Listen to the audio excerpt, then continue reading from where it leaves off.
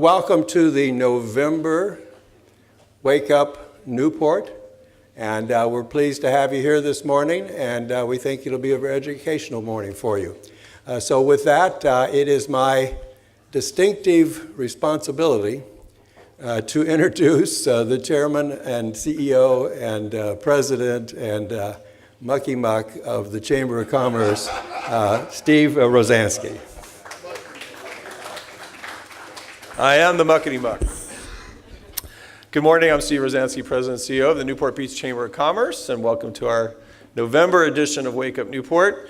We've got an exciting program here with our tax assessor going to tell us about how things get taxed here. And I guess that's kind of an important subject as the Congress I think came out this morning with their tax proposal plan for the federal government. You'll hear how things are taxed, property taxes, which is what runs a lot of city and county government as well as the state here in California. Before we do that, though, I'd like to introduce some of the dignitaries that are with us this morning. So first off, Councilwoman Diane Dixon's with us this morning, former mayor and councilwoman. Former colleague of mine and also a former mayor, Ed Selich, is here this morning. There. I see Councilman Herdman just rode in on his chariot. He's back there. Thank you for coming, Councilman Herdman. And we also have Paul Watkins. He's on our Library Board of Trustees, and thanks to the library, we get to use this facility for our meeting. So thank you, Paul, and the Board of Trustees. I think that's all I have right now, so I'll just move on. If you've tried some of the food on the right-hand side of the table back there, that all was prepared by the culinary arts team over at Harbor High School, and so we have a representative that's going to come up and tell us quickly a little bit about the program. Marcos, you want to come up here? I don't know why Marcos isn't in one of those white chef's uniforms there. He's got the red uniform. He's like the master of ceremonies or something. Marcos. Thank you. Good morning, everyone. My name is Marcos Jonathan Lopez, and I'm here representing FCCLA. FCCLA is a career technical student organization that stands for Family, Career, and Community Leaders of America. It's sponsored by Family Consumer Sciences Education, and it offers members competitions where they can compete and learn how to manage their time and become better at work experience. We also have a lot of officer leadership positions where you can learn how to become a better public speaker and improve your skills on a lot of things like leadership and public speaking. And we also have our national programs, and these allow members to contribute to the community and make it a better place. So FCCLA at our school, we focus on a lot of stuff like competitions and field trips. We also have fundraisers, like our recent fundraiser that was for the Hurricane Harvey, and we basically just sold a lot of donuts and gave the money to chapters of FCCLA that suffered from the Harvey hurricane. We also have over 75 members, and we've also won a lot of awards and medals at the region, state, and national level. And that's it. Thank you. Better watch out, Rush. I might hire him to take your place. So if you've noticed this morning, there's a lot of students here this morning, as Rush mentioned earlier. Most of them are from the DECA Business Club over at Harbor High School. And then we have a smattering also from Future Business Leaders of America over at Corona Del Mar. And I believe they're going to say a little bit of something this morning. So as Cole and Sam could come up here quickly, and there they are, and tell us a little bit about Future Business Leaders of America. I was talking to Sheridan, who's with their advisor for the DECA Club, and she says that they've doubled the size. Sheridan Hurst right over there. Double the size of the DECA group, sort of 4 classes instead of 2 this year. So that's great. And we're going to hear from DECA in December, right? Okay. Here we go. Future Business Leaders of America. Tongue twister. Thank you. Hi, my name is Cole Herszowitz. I'm president of the organization, and this is Sam Parhimfar, our vice president. This year in CDM FBLA, we have quite a few members. We're 182 strong, and we're reaching out to the Chamber of Commerce for a couple of reasons today. We offer a lot of competitive business programs. We also offer a model fund that we've assembled. We call it the Model UN of Wall Street, where we have analysts and we choose stocks and we have a competitive league. We are also actively searching for speakers. If there's anyone in the business community that would like to come out and talk to our members, we actually have a speaker night coming up in mid-November. It's going to be the CEO of Epson North America.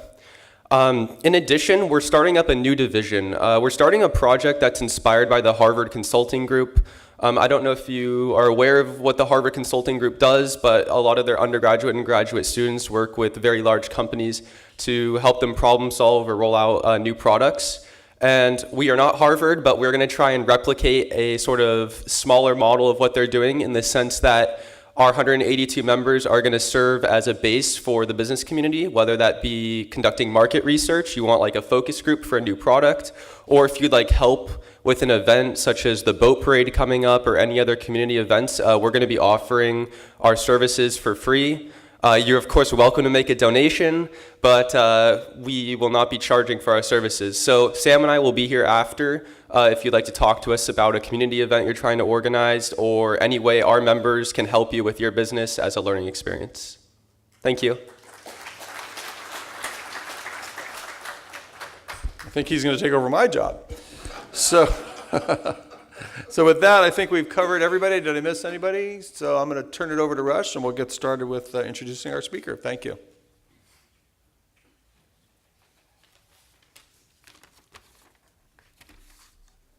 We tolerate Steve.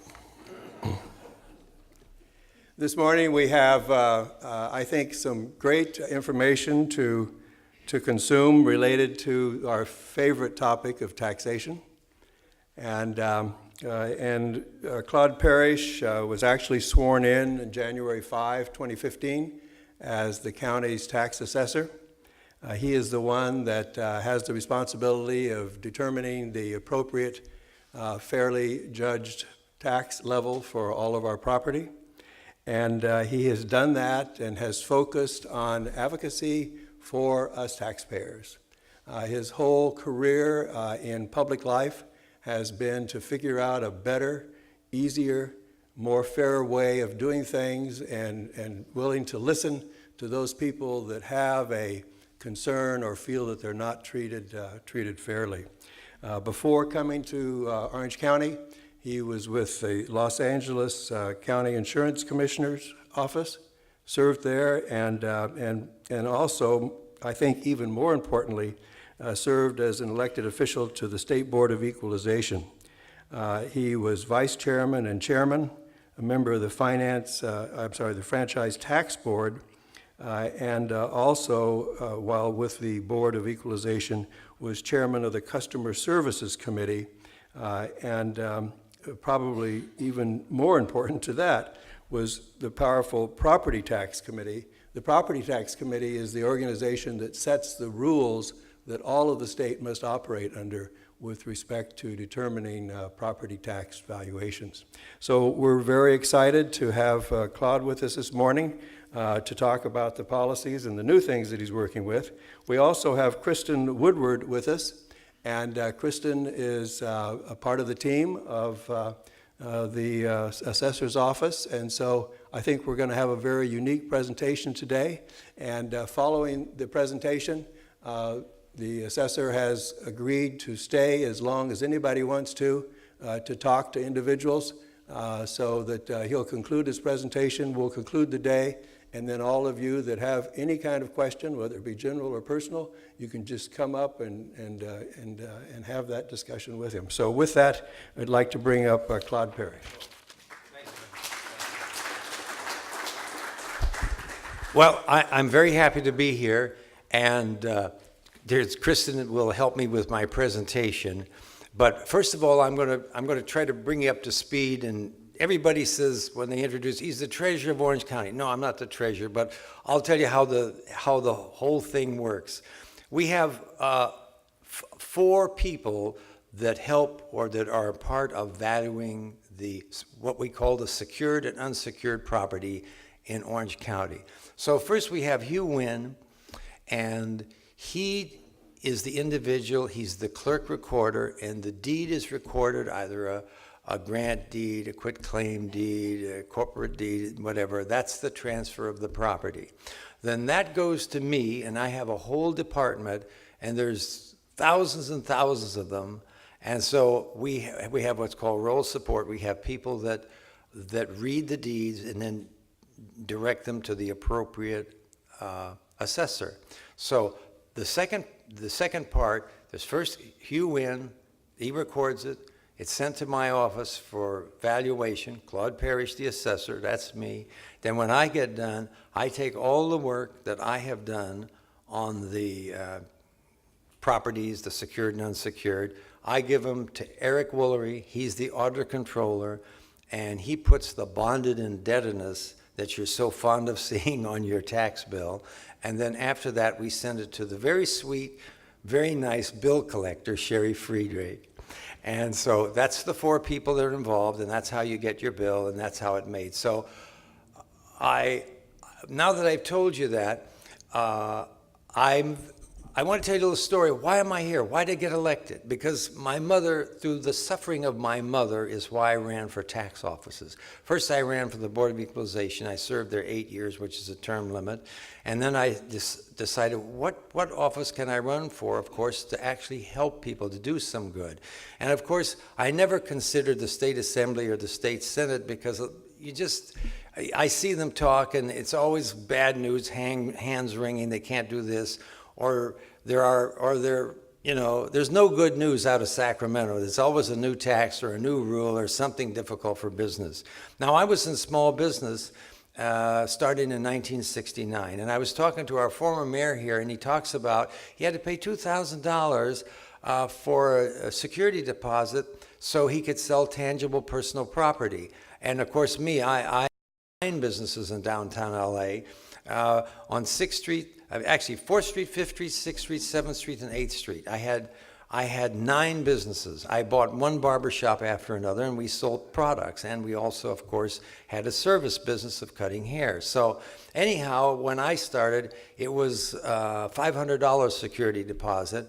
And so I'm happy to say, I want to stop at this moment to say, when I was on the Board of Equalization, I said, let us eliminate all deposits under $1,000. The bookkeeping is just horrendous, and if we have a small business, we shouldn't ask for a security deposit unless the taxpayer is late with their bill. And so I did that, and I must give credit to Michelle Steele. She raised the amount to a higher level. She was my successor and one of my chief deputies.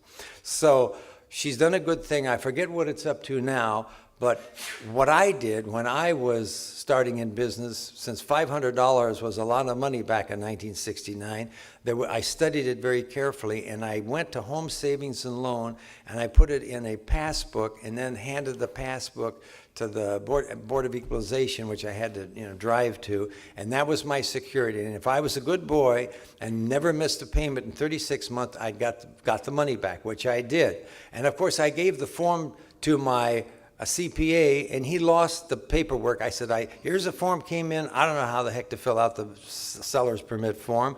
And so he lost it. He said, I never got it. So at that time, all things bad things happen all at once. So my car wasn't working, so I took the bus. He was on 2700 North Broadway from downtown LA. So I took the bus there, and I said, look, I want to know how to fill this form out. So he showed me, and I said, make a photocopy so I can do it myself. And I never had him do it again. I think he charged me $50 or something. It's ridiculous.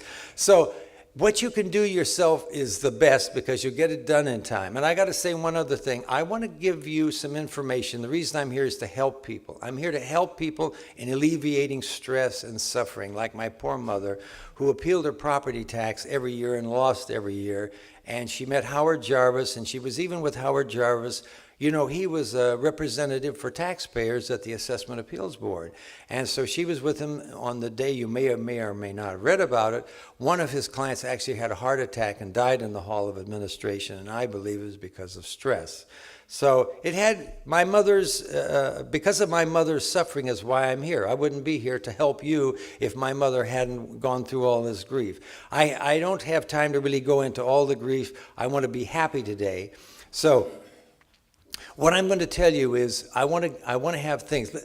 Kristen, let's get out the thing about the trust. Let's get that out. So I campaigned. I'm newly elected. So I ran against the existing assessor, and I said, 25,080 appeals is outrageous. Little did I know there was really 33,000 appeals out there. So when I finally took office, I found out how many it was. Now, to have an appeal with if you don't like your tax bill, you have a right to appeal.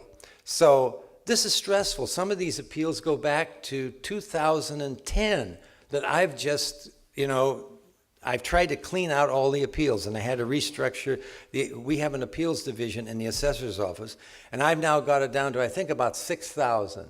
We're going to get it down to under 1,000 if we can.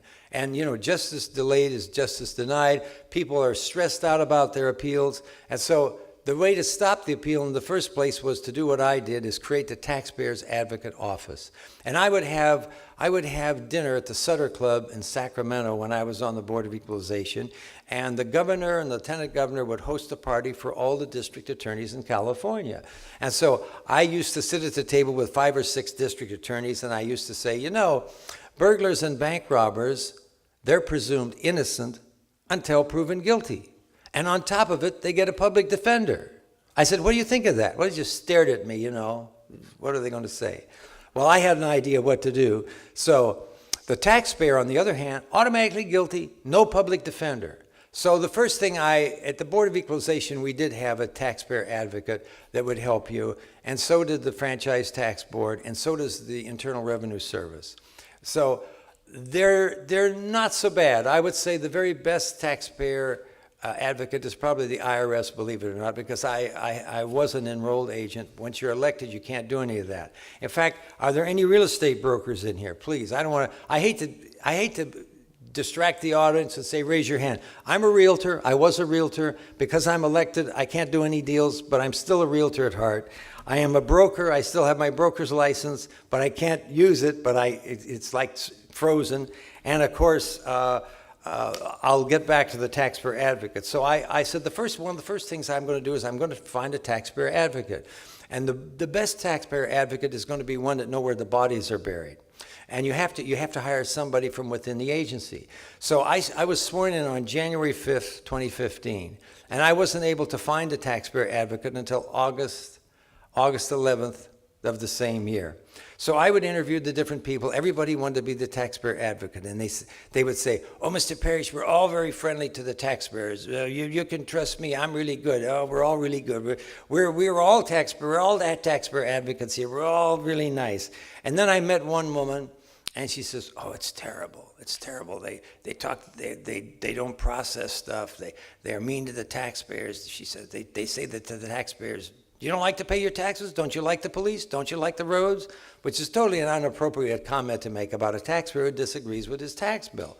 So, and by the way, her last name was Melchor. So I interviewed, I think, under 14 people. I lost track of it. And her name's Maria Melchor. And it says on her card, taxpayer advocate, but it also says a public defender for the taxpayer. We finally have one. There's 2 other counties in California, Lake and Madera, but bless their heart, it's a small county.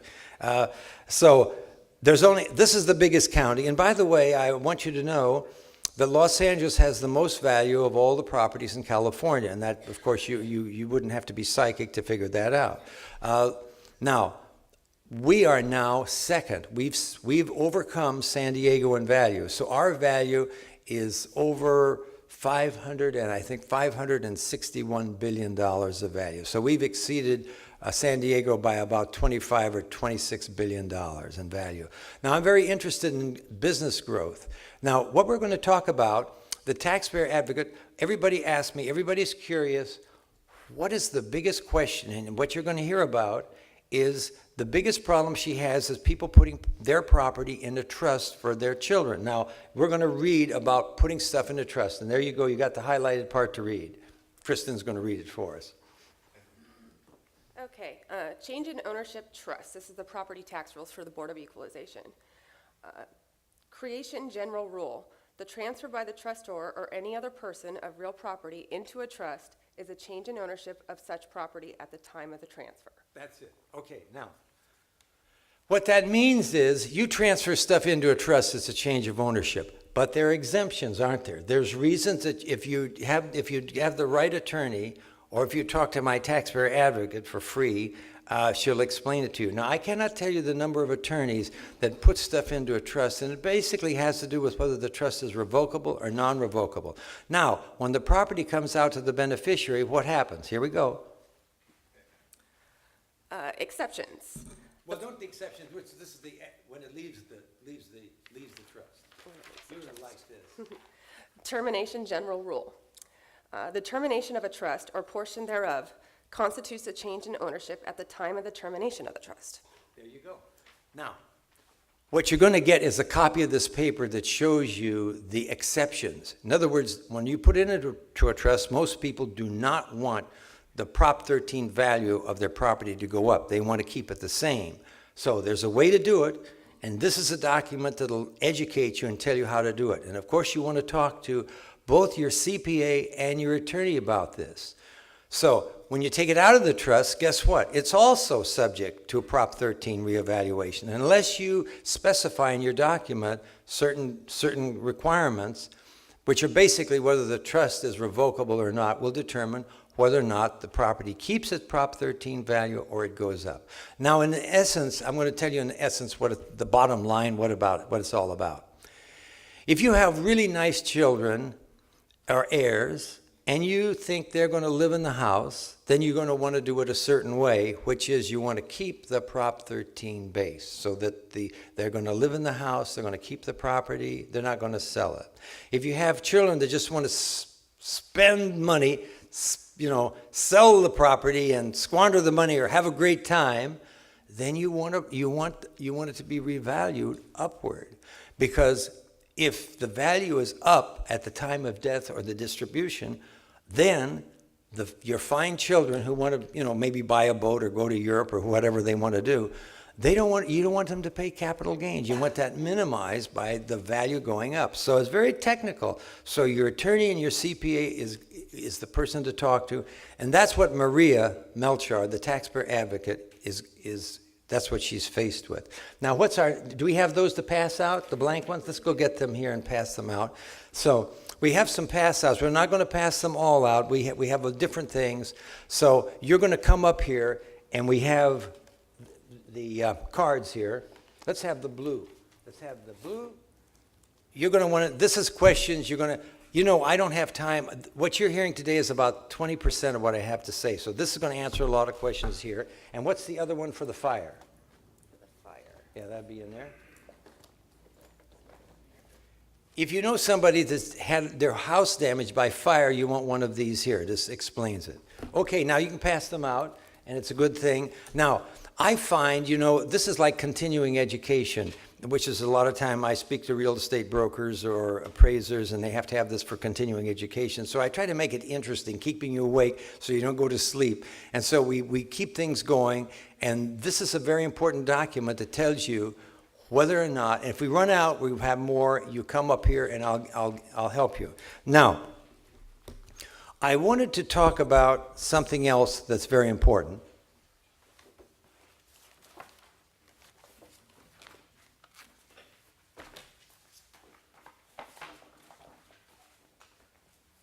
If any of you are a member of a church or you belong to a nonprofit, you're going to want to come up and get one of these. And here's the deal. If you are a church, your property tax is exempt from property taxation. And suppose you're a church and you're an industrial building. The portion of the industrial building that your church or nonprofit is in, if it qualifies, that may be exempt from the property taxation of the structure that you're in. So any of those, you come up, you get one of these, this explains it. If you belong to a church and there is no exemption, this will explain how you're able to take advantage of your lawful exemption. So you can come up after the talk about that.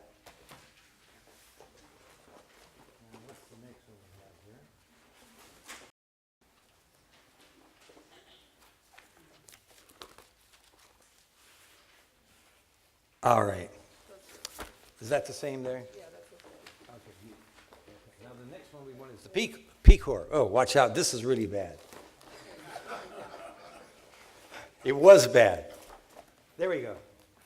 Now, I'm going to get this whole mess up here. So my whole goal is to encourage business in Orange County because business, small business, is the backbone of America and California and particularly Orange County.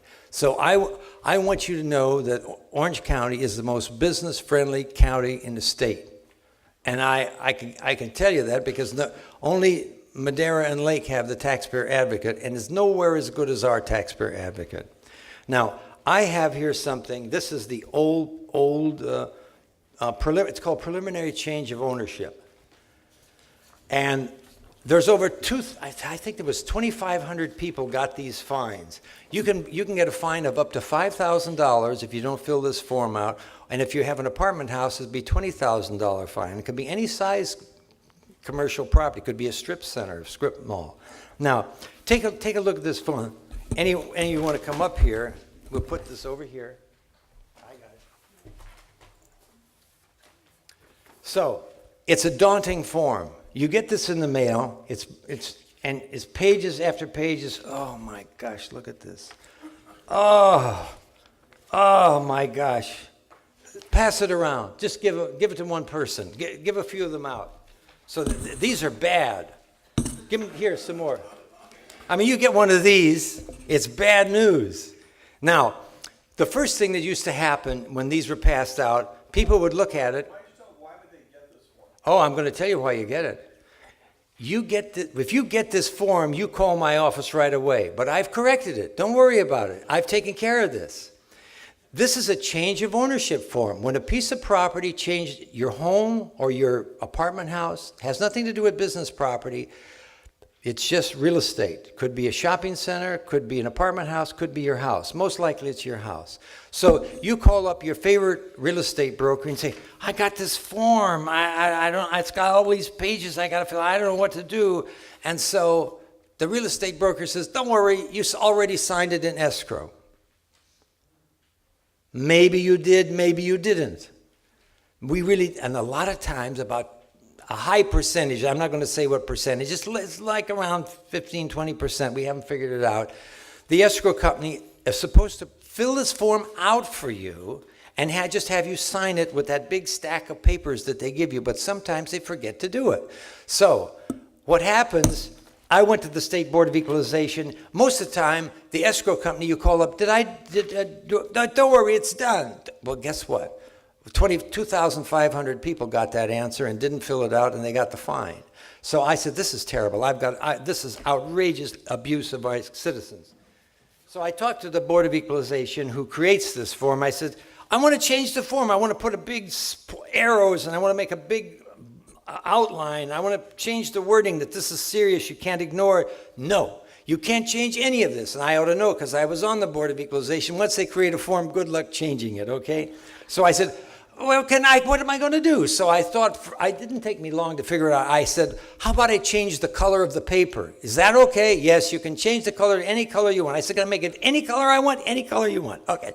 So what I did is when you get the notice, it's got a green color. The first notice you get's got green. And it talks about the penalties here. And it says that it hasn't been completed because, there's so many pages. So that's the cover. And so this goes out, and then 30 days later, when you haven't done it, because you talk to your broker and he says, don't worry about it, it's all taken care of, or you talk to your escrow agent, don't worry, we did it, you get a second one. Of course, that means we didn't get it. Now, this document is supposed to be recorded with the grant deed or the quitclaim or the corporate deed. So I have it yellow. Hey, you haven't signed it yet. You haven't signed it yet. This is serious. I mean, it catch your attention, right? It's got a nice bright yellow color. It's like the stop sign. And then if you see one of these, you call me right away. You call me immediately. That means you've already got a penalty and you got 28 days to get it removed. And once that happens, even I can't remove it. Nobody can remove it. It can't be removed. And the penalty is up to $5,000, which could happen if the property is about $500,000. You get a $5,000 penalty. So the first year we're down to maybe 60 people get these penalties. So at least I've over 2,000 people I've stopped from getting the penalty because of this. So I told the taxpayer advocate, this isn't good enough. before these letters go out, we have to send it out, by the way. We're the bad guys, even though the state tells us we have to do it. So I said, I want you to call, get the telephone number, even if you don't know it, research it, and find the number of these people and call them up and tell them they've got to fill this out so they won't get a penalty. And some of them are very, when we call them up, it's like, oh, what are you threatening me with a pen? My taxpayer advocate, she's a saint. I'm telling you, she even, you're just like you're trying to help somebody and they want to bite your hand.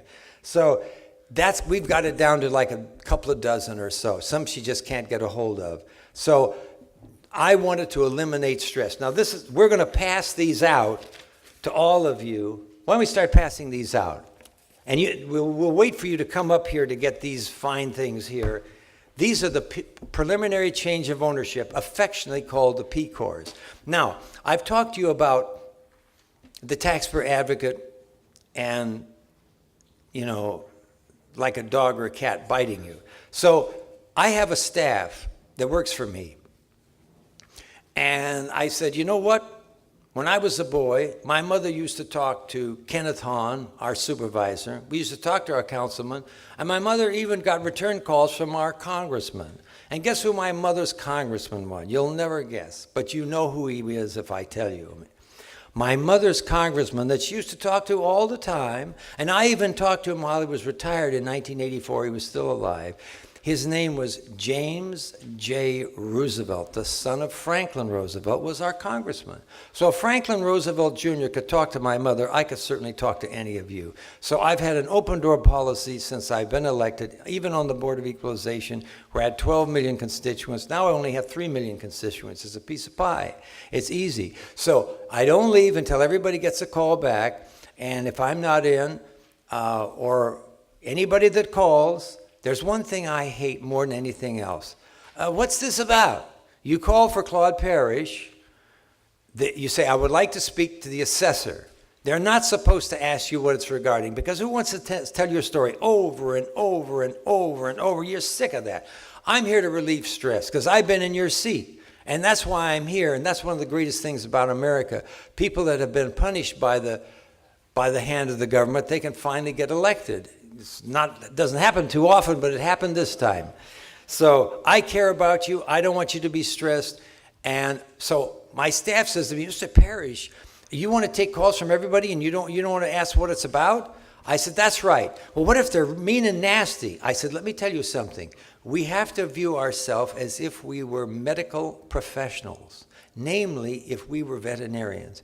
Would a veterinarian be mean to a little cat or dog just because the dog wants to bite the veterinarian or the cat wants to scratch him? No, the job of the veterinarian is to help the pet, and our job is to help the constituent. So they roll their eyes and they listen to it, and every time we get a new person, I tell them, our job is to help people, even and especially if they're angry, I take their calls. I had one guy call me the other day, gangsters, crooks, gangsters. I was from Russia, there's more gangsters. And he's ranting and raving. I said, by the way, what do you think your property's worth? Well, it's worth about $580,000.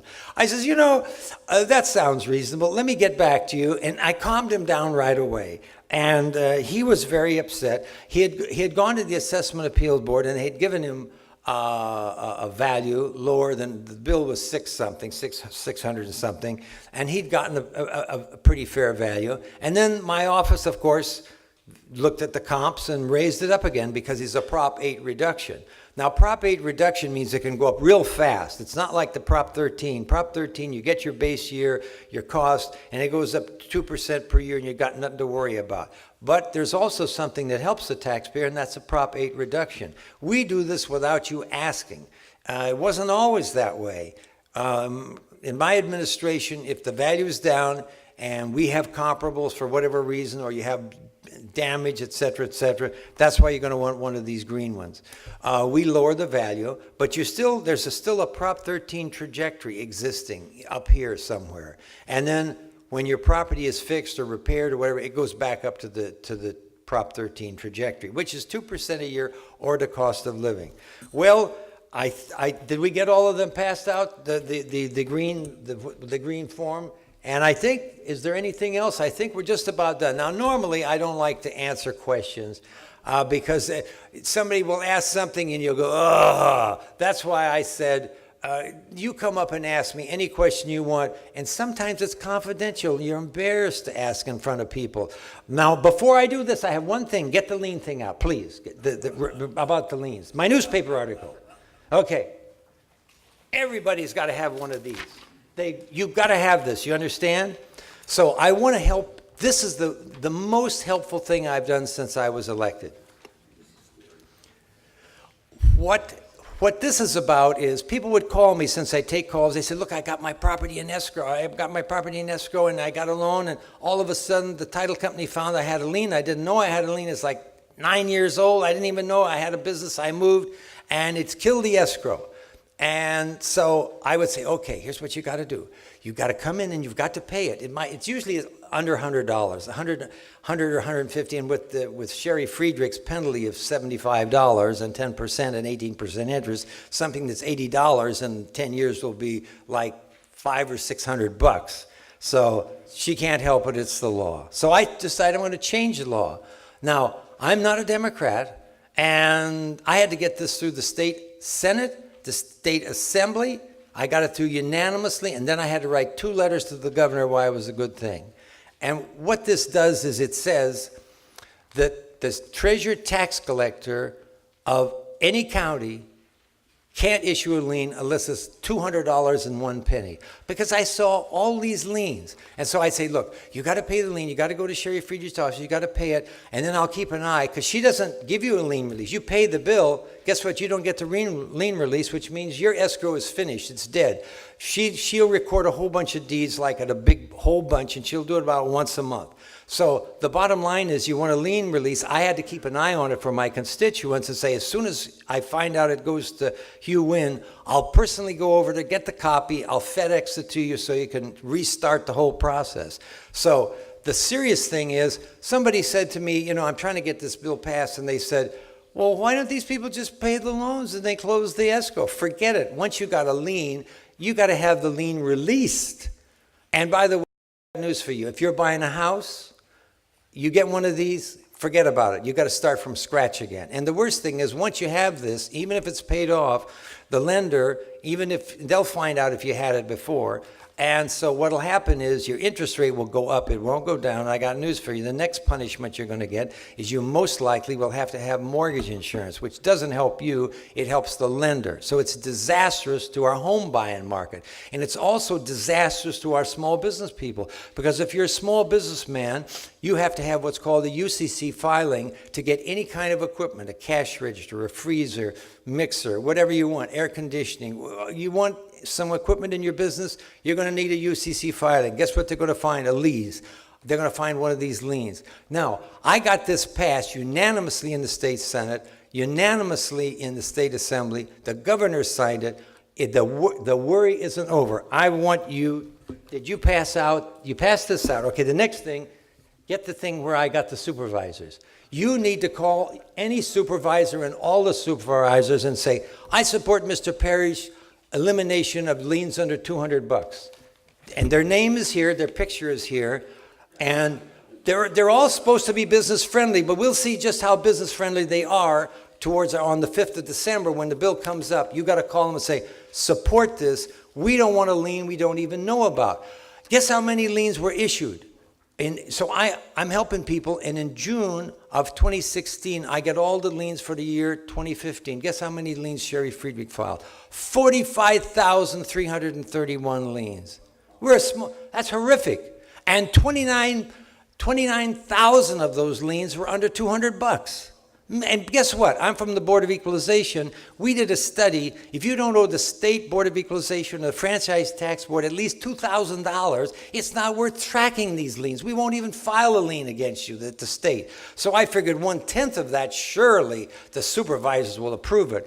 But you never know. I got this article in the paper about it's business friendly. If you want to help. And by the way, this can happen to property owners, and this can happen to businesses, this can happen to CPAs. Attorneys have had liens they don't even know.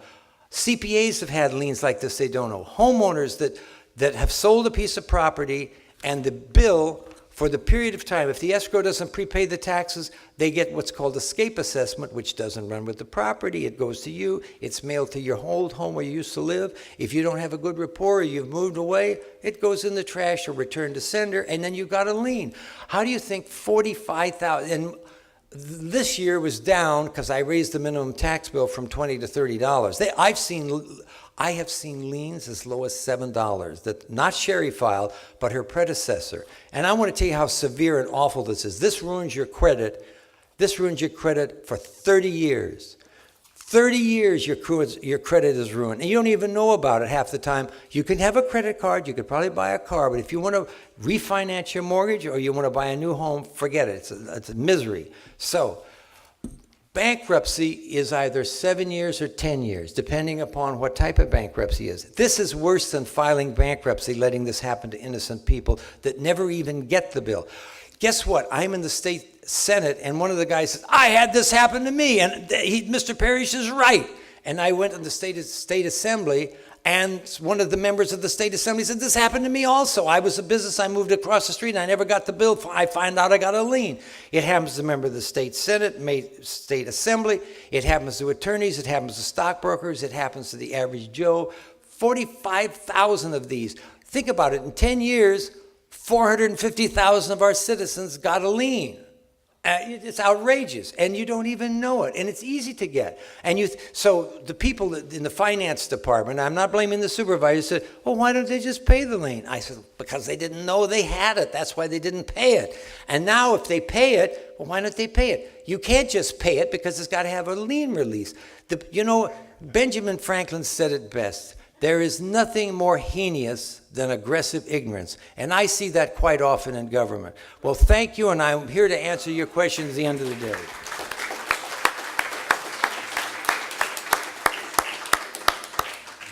It's too bad we don't have an assessor that has passion about his job. Yeah. I think you learned a couple things this morning, I hope. One, that the system is complex. And number two, that we have someone at the top of this agency that truly is an advocate that's looking out for the taxpayer. I had a friend that thought he was pretty smart in getting his taxes reduced on property, and he couldn't sleep at night following that, so he actually sent a check to the assessor for $1,000 and said, I can't sleep at night, my property was so undervalued, and so here's an extra $1,000. And he said, in P.S., if I still can't sleep at night, I'll send you another check for the real value. So That's a true story. yeah, that was actually one of Ronald Reagan's favorite stories. So, all right. Well, I want to thank you for coming, and I want to thank our speaker and our speakers. And I think that it was an exciting program. Often a program on tax can, half the people can be asleep, and the other half don't care. So I think today was a great day for that. Now, I'd like to do anything I could to stall to not have our next speaker come up, but it's part of my responsibility. Once again, turn this over to Steve Rosansky. Thank you, Russ. Thank you for the half of the program we didn't care about, Russ. Hey, we're going to Las Vegas. We have a little act. So anyway, I'll just quickly conclude with some of the upcoming things that we have going on at the Chamber. We're a very active Chamber of Commerce.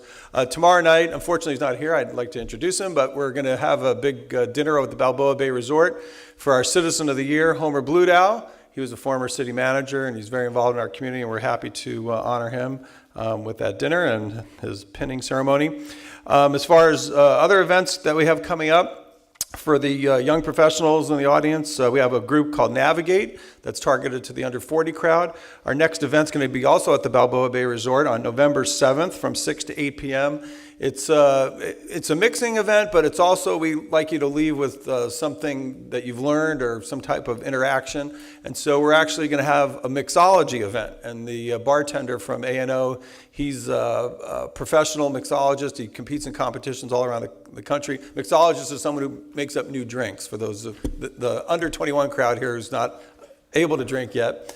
But so he develops new drinks. They sell them in the bar over there, but he also competes against other mixologists around the state and around the country. He's going to give a little program on how to create your own drinks at home, especially with the holidays coming up. A lot of people are entertaining. And then we're going to break out into groups, and the groups are going to each come up with their own drink, and we're going to judge them. And that drink's going to become the official drink of the Navigate Young Professionals group. So hopefully you can make it out for that. That's November 7th.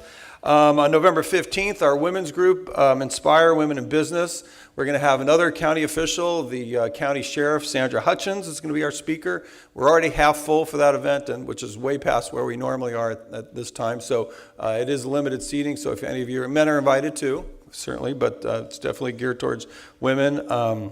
Her talk is going to be join us in learning of a journey to becoming the top law enforcement officer in the county in a male-dominated profession. I've heard her speak. She's spoken here at Wake Up Newport. Excellent speaker. That's at the Pacific Club, November 15th from 11:30 to 1 p.m. And then our next chamber mixer is going to be Thursday, November 16th. Be our last mixer of the year, I believe, and it's going to be at the Winery Restaurant on Coast Highway. It's a great restaurant. The food's really good there, as well as obviously the wine. I think they were just voted the #1 wine restaurant in Orange County. So looking forward to that. That's from 5:30 to 7:30. That's open to new members, existing members, as well as potential members who are thinking about joining the chamber. Please call us. Mike?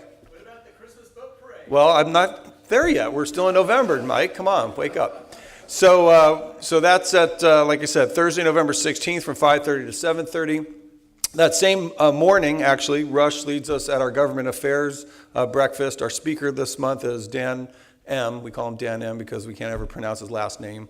But Dan's the finance director for the city of Newport Beach, and so we're looking to hear from him how city finances are, how they're handling the pension obligations of the city, as well as capital improvement projects and things coming up. So that meeting meets at the chamber offices at 4343 Von Carmen. That is only open to chamber members, though, so unfortunately guests are not invited to that one. But if you are a chamber member and you want to get an update on what's happening in the different government elected offices, we have representatives typically there from the Assembly, the Senate, the Board of Supervisors, the Board of Equalization that Claude served on in a past life, as well as Congressman Rohrabacher's office. So that's always an interesting meeting. And as Mike mentioned, we are looking forward to the Christmas boat parade that's coming up. The dates this year are December 13th through the 17th, so probably the earliest it ever could be. It's always the week before Christmas. We're looking, for exciting event. We don't have announced our Grand Marshal yet, but we're looking forward to doing that. And it's a free event. Come down to the waterfront and watch the boat parade. It's our 109th year, I think. So it's always exciting. And that's all we have for you. If you're not a member, you should be. See Jim Villers or me after the meeting, and thank you for coming. We'll see you next month.